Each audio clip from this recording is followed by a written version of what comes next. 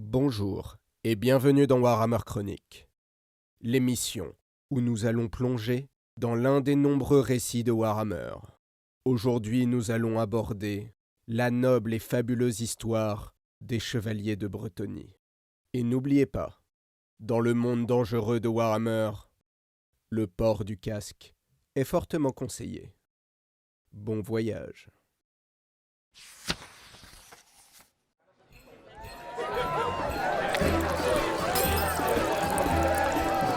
Je demande silence de la salle. Le roi louant cœur de lion demande le silence, car j'ai fait mander le plus extraordinaire des conteurs et le plus sage des historiens, Jackson Tolkien de Couronne, pour nous conter l'extraordinaire et fabuleux avènement de notre noble royaume de Bretonnie et de la geste de notre seigneur et premier héros, Gilles le Breton, l'unificateur. Maître conteur, c'est à vous.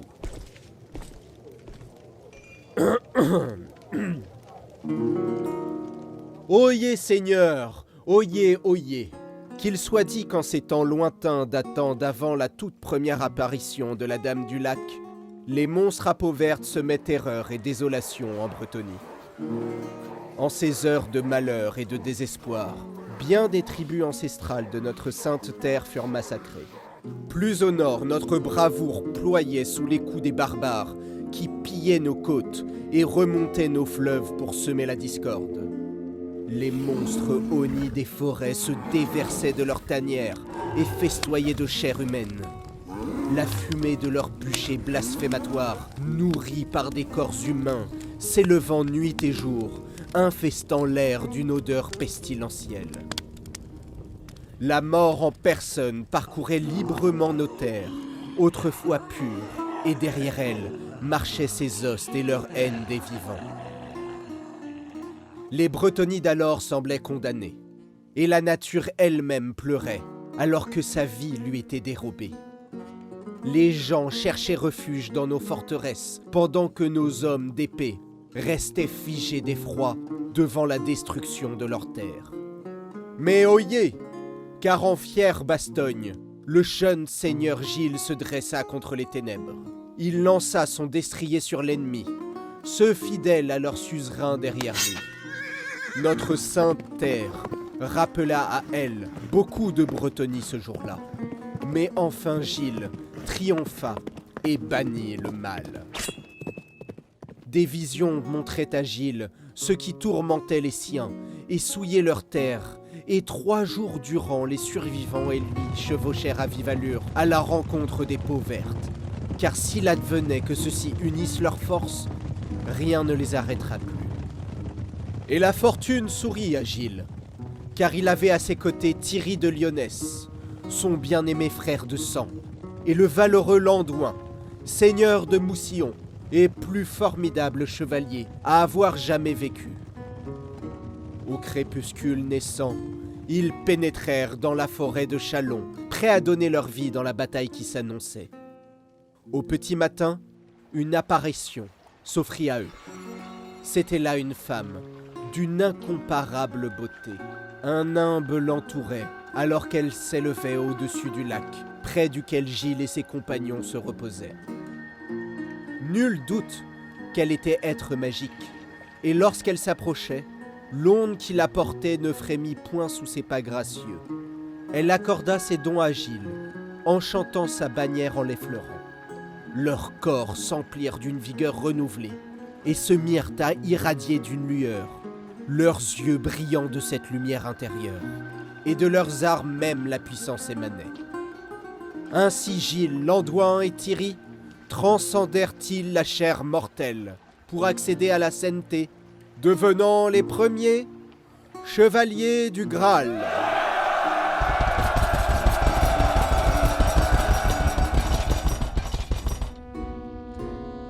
Ce jour-là, l'ennemi noyait la plaine, sa simple vue éclipsant tout espoir.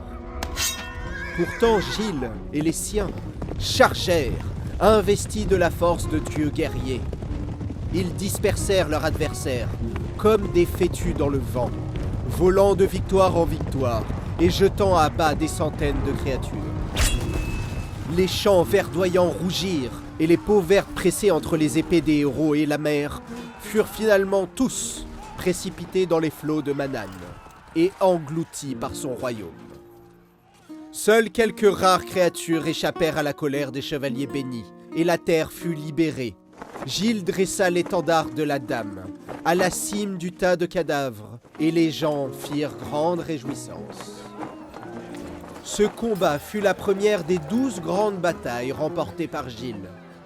Mais ce jour-là, les serments d'allégeance du seigneur Marcus de Bordelot et du seigneur Frédémond d'Aquitanie furent de véritables présents, des promesses d'amitié éternelle, scellant l'union des Bretonnies.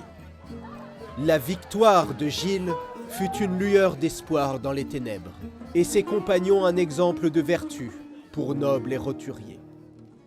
Lorsque l'Andouin demanda où ils devaient se rendre, Gilles leur indiqua le sud. Ils suivirent la côte, la mer s'apaisant à leur passage, alors qu'ils se dirigeaient vers la cité assiégée de Brionne. Ils rencontrèrent une horde de peaux vertes, immense, menée par un chef chevauchant une créature serpentine, semblable à un dragon.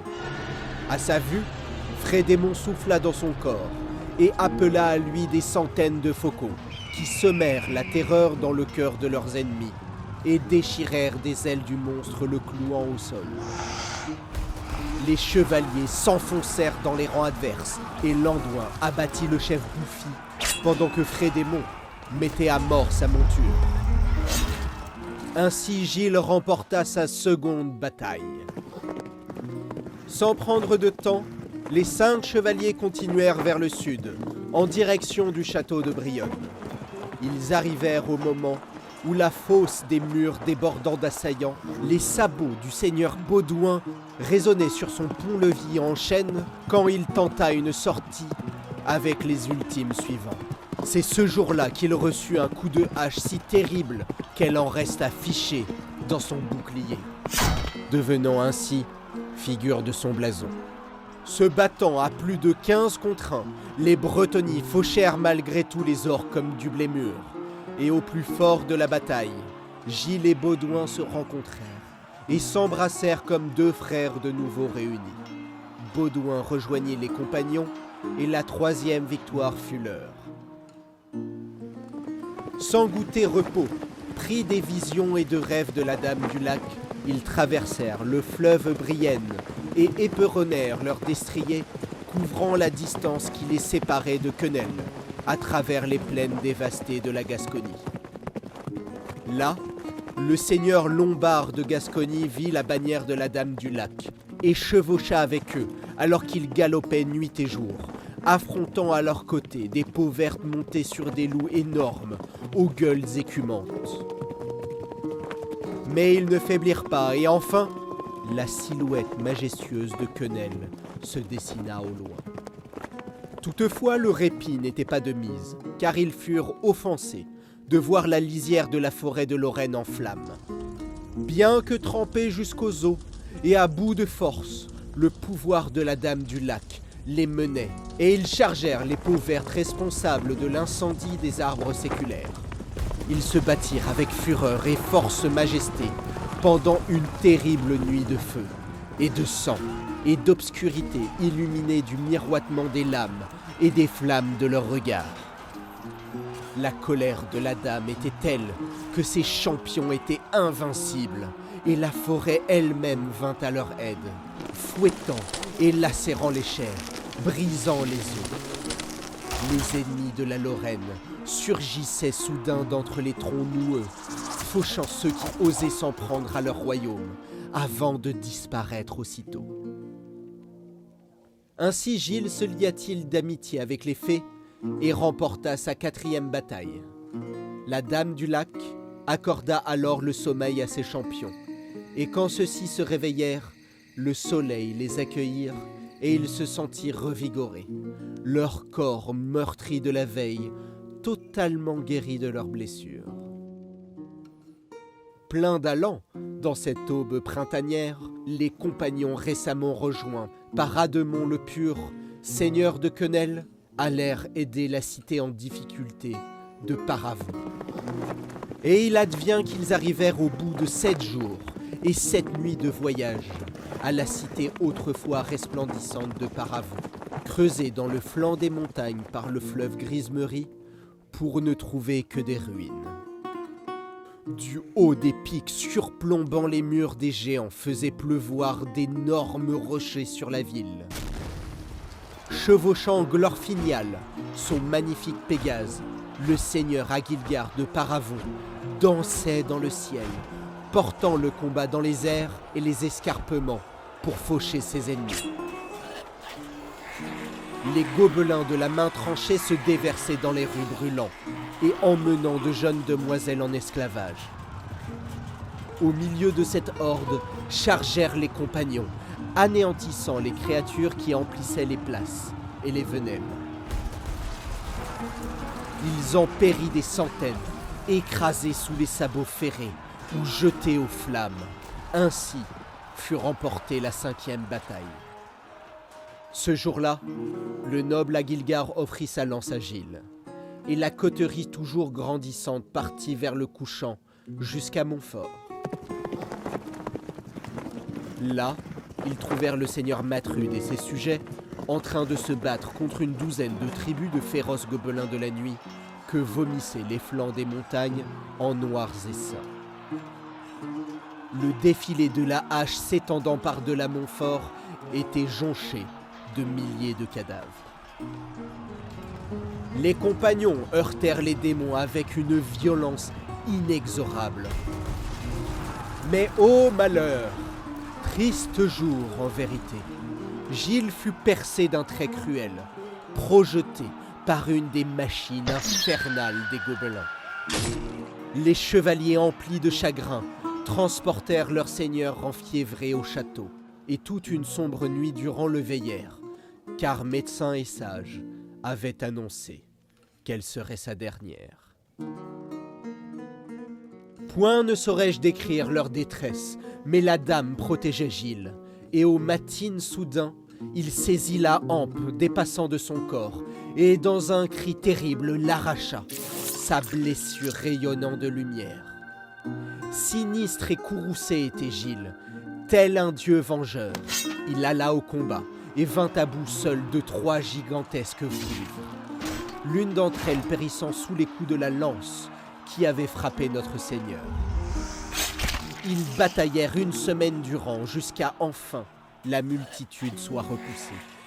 Les gobelins de la nuit fuirent piteusement vers leurs cavernes et se recroquevillèrent dans des recoins humides pour lécher leurs plaies, tels des chiens pouilleux. Ainsi, la 6e bataille fut-elle gagnée. Mais qu'il soit ainsi dit que Gilles ne laissa point s'y fuir ses ennemis. Il mena ses compagnons à leur poursuite, plongeant dans l'obscurité impénétrable des sombres boyaux. Ils menèrent leurs destriers toujours plus profondément dans le labyrinthe, éclairés de la seule lueur de leurs armes, se reflétant dans leurs yeux. Ils pourfendirent tous les trolls et les monstres qui leur barrèrent la route. Toujours plus loin dans le cœur des ténèbres, la peur ne les habitait pas, et enfin ils trouvèrent le chef des gobelins sur son trône, et l'embrochèrent comme un vulgaire pourceau sur la pointe de leur lance. La 7e victoire était leur, et ils regagnèrent la lumière, laissant un sillon sanglant derrière eux. Fort de 10 héros, le groupe désormais rallié par Martrude fit route vers Guisoreux, au nord. Ils y furent renforcés par Beren, seigneur de cette terre, en proie aux troubles, et une fois de plus, guerroyèrent contre les vils monstres à la verte peau. Mais lors de cette bataille titanesque, ces êtres immondes invoquèrent leurs dieux païens. Les dieux mânes s'avancèrent pour écraser les compagnons, et le ciel tonna sous leur colère quand ils virent qu'ils étaient impuissants à leur causer le moindre mal, car la magie n'a nul effet sur les serviteurs de la dame. Le seigneur Baudouin mena les compagnons dans une mêlée apocalyptique, décapitant d'un seul revers de sa hache 12 chamans orques. Par dizaines de milliers s'entassaient les morts, mais pas une seule goutte de sang chevaleresque ne fut versée ce jour-là. Les peaux vertes furent en désordre, car leurs invocations avaient échoué et leur morgue s'était éteinte, soufflée par la tempête déchaînée sur eux. Ainsi fut remportée la 8e grande bataille.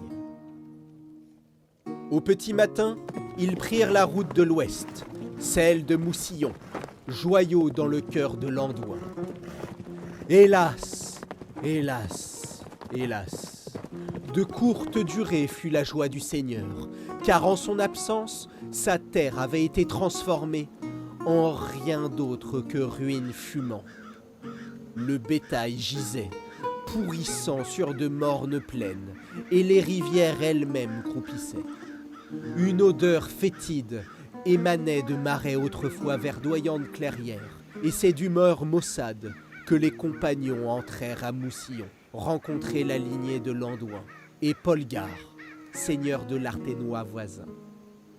Celui-ci leur conta la nouvelle d'une armée, marchant à la lueur de la lune, entourée de morts, revenus de la tombe, et de bêtes impies, traînant côte à côte leurs carcasses putrides. Les compagnons tinrent seuls les murs de la forteresse. Gilles décapita un monstre énorme à la tête de dragon. Thierry, quant à lui, lutta corps contre corps avec un immense géant à 2 têtes, tandis qu'Algilcar mena son Pégase au combat dans un ciel griffé d'éclairs contre des abominations aux ailes de chauve-souris. Puis, l'Audouin aussi la créature de la nuit responsable de toutes ces perfidies, chassant ainsi les monstres bestiaux au plus profond des forêts. Ainsi fut remportée la 9e victoire. Triomphants, ils partirent au nord, et après plusieurs longues nuits passées parmi les ombres de la forêt d'Ardennes, aspirant au repos, ils atteignirent la cité côtière jadis elfique de l'Anguille. Mais cela ne fut point, car le grand port, ployé sous les assauts des sauvages hommes du Nord, d'acier et de peau de bêtes vêtues. Sans attendre, les compagnons vinrent à l'aide de Cordouin, seigneur de la cité. Les jours et les nuits d'affrontement passèrent, et les lunes se succédèrent, et d'innombrables barbares furent renversés des murs et précipités à la mer. Mais peu leur importaient les morts, toujours plus tentaient de prendre pied sur les remparts, car à leur fierté se mêlait le désir de plaire à leur dieu sanguinaire. Dans un geste de courage désespéré, le seigneur Marcus lança un défi au redoutable Svengar le géant. « 20 mois, ou retournez d'où vous venez, toi et les tiens. » Blessé dans son orgueil, Svengar ne pouvait reculer. Bien des valeureux guerriers étaient tombés sous les redoutables marteaux du barbare. Mais Marcus, point ne tremblait, car la dame du lac était avec lui. Les 2 combattants s'affrontèrent en duel, en haut du phare de l'Anguille, une tour ancienne de construction magique qui se dressait au-dessus des terres. Des nuages sombres crevèrent en une pluie torrentielle, comme si les éléments eux-mêmes tentaient de favoriser le géant nordique. La lune fit place à l'astre solaire, et lorsqu'elle réapparut, le duel continua toujours, le tintement de l'acier se croisant, résonnant sur les murs de la ville. Enfin, Marcus perça la garde de son adversaire en un coup mortel, et le corps sans vie de son ennemi alla se briser sur les rochers. Par respect pour les talents martiaux des seigneurs Bretonnies, les Nordiques repartirent sur leurs dracars vers leurs terres glacées, laissant la victoire aux mains de Gilles pour la 10e fois. Les compagnons festoyèrent cette nuit-là et chevauchèrent gaillardement vers Couronne au petit matin, où ils furent rejoints par le seigneur Carléon. Ils firent alors face à une armée grandissante d'orques qui se préparait à fondre sur l'Anguille et sur les rives de la tumultueuse rivière Sanaise portaient le combat à l'ennemi. Rouge se teinta, l'eau sous le sang versé, et les orques fixant apeurés le halo de lumière qui émana des héros s'enfuirent effrayés. Telle fut l'ampleur du massacre qu'elle n'avait jamais été égalée, ni ne le serait jamais, et tant de sang imbiba la terre qu'elle reste, encore aujourd'hui, en ce lieu un bourbier humide. Ainsi Gilles remporta-t-il sa 11e victoire. Oyez Seigneur, oyez, oyez. Maintenant, le récit de la 12e grande bataille de Gilles, livrée sur les fraîches prairies de Couronne. Au sud-ouest de la rivière s'étendait l'inquiétante forêt d'Ardennes, dont les profonds sous-bois recelaient trolls géants et autres maléfiques créatures, rôdant avec des tribus d'hommes-bêtes. Ils inondèrent les rives de la Sanaise, tel un tapis de noirs insectes, pendant que tribu après tribu de peau verte se déversaient des monts Sœurs-Pâles au sud-est, une force d'au moins 5000 têtes obscurcissant l'horizon. Si grands furent le tumulte et les cris que l'on crut que la terre même allait se fendre et craqueler. Les compagnons se rassemblèrent et prièrent pour cette ultime bataille. Mais hélas, hélas, hélas, le destin frappa tragiquement une fois encore, car à cet instant, la fière cité de Couronne fut assaillie par la vermine.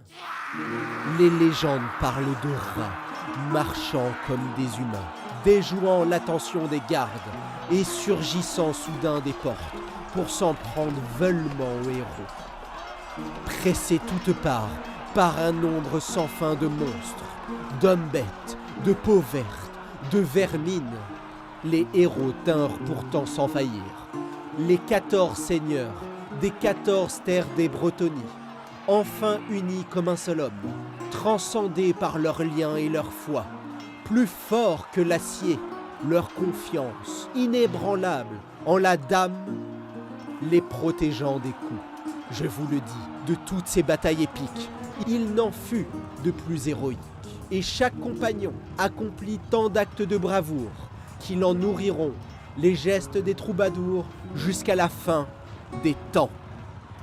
Les lunes se succédèrent et le disque solaire rayonna, mais ils ne virent nul répit pour Gilles et les siens. Seule la dame pourrait dire combien de temps dura le combat, mais il advint que nos compagnons furent victorieux, émergeant de montagnes de trépassés.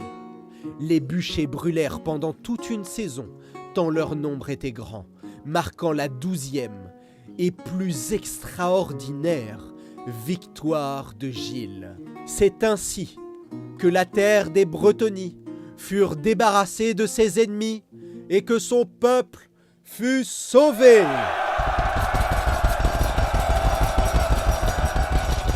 Je vous demande le silence, mes seigneurs, car 1000 fois, hélas, hélas, hélas, la mort finit par prendre son dû, et Gilles le Breton, honoré comme l'unificateur, fut mortellement frappé. Certains murmuraient qu'il était une incarnation du dieu de la guerre, sans terre, sans possession, sans royaume, et que bien qu'ayant rétabli la paix, il ne pouvait y trouver le repos. Il périt, sous un trait projeté par un bras inconnu. Oui, messieurs, oui, mesdemoiselles, j'ai bien dit inconnu.